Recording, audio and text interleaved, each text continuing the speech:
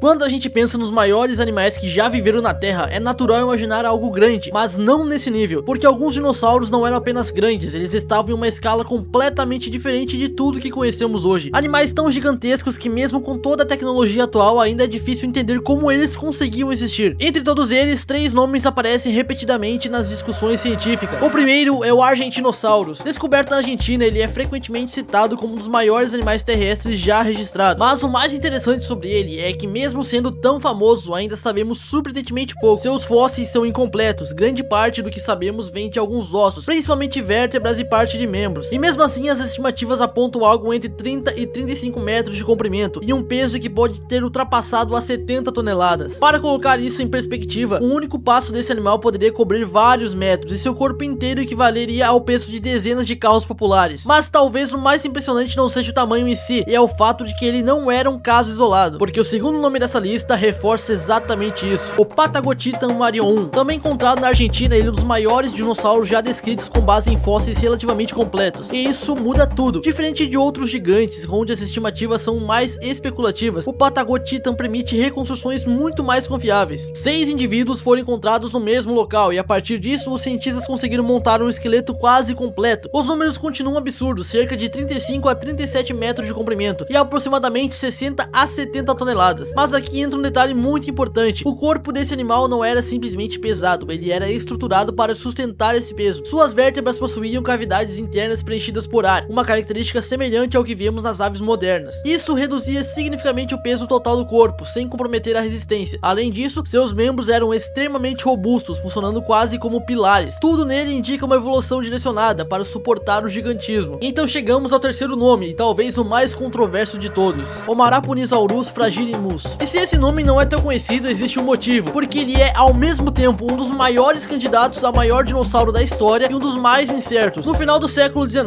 um paleontólogo descreveu um enorme osso, uma vértebra, que pertencia a esse animal. Com base nesse único registro, foram feitas estimativas que sugeriam algo entre 40 e 50 metros de comprimento, um tamanho simplesmente fora de escala. Mas existe um problema sério: esse fóssil desapareceu. Hoje ele não existe mais, tudo que resta são desenhos e descrições da época, e isso divide a comunidade científica até hoje. Alguns pesquisadores defendem que o tamanho foi superestimado, outros acreditam que, mesmo com exageros, ele ainda poderia ter sido um dos maiores animais terrestres de todos os tempos, ou seja, talvez o maior dinossauro da história seja também o mais incerto. Mas existe uma pergunta que conecta todos esses gigantes: como animais desse tamanho conseguiriam viver? Porque crescer até 30, 35, talvez 40 metros não é algo simples. Isso exige condições muito específicas. Primeiro, a alimentação. Esses animais precisavam consumir quantidades gigantescas de vegetação diariamente, e durante o período que viveram, o planeta oferecia exatamente isso: ambientes quentes, úmidos, com abundância de plantas. Segundo, crescimento. Evidências sugerem que esses dinossauros cresciam de forma relativamente rápida, principalmente nos primeiros anos de vida. Isso já aumentava as chances de sobrevivência, já que indivíduos menores eram muito mais vulneráveis. E terceiro, o próprio tamanho era uma vantagem. Um animal adulto desse porte praticamente não tinha predadores naturais, seu corpo era sua defesa. Mas nem tudo era vantagem, ser gigante também tinha um custo. Esses animais provavelmente tinham um metabolismo alto, dependiam constantemente de alimentos. Além disso, crescer até esse tamanho levava tempo, e durante esse período eles estavam expostos. Filhotes e jovens não tinham o mesmo tamanho, nem a mesma proteção, ou seja, o gigantismo era uma estratégia eficiente, mas arriscada. E quando a gente junta tudo isso, percebe algo interessante: esses 3 dinossauros não são apenas os maiores de sua época, eles representam um limite, o ponto mais extremo que a evolução terrestre conseguiu atingir em termos de tamanho em terra firme, porque depois deles nenhum outro animal terrestre chegou perto. E talvez a parte mais impressionante disso tudo é que mesmo hoje, com toda a ciência que temos, a gente ainda não sabe exatamente qual deles foi o maior de todos.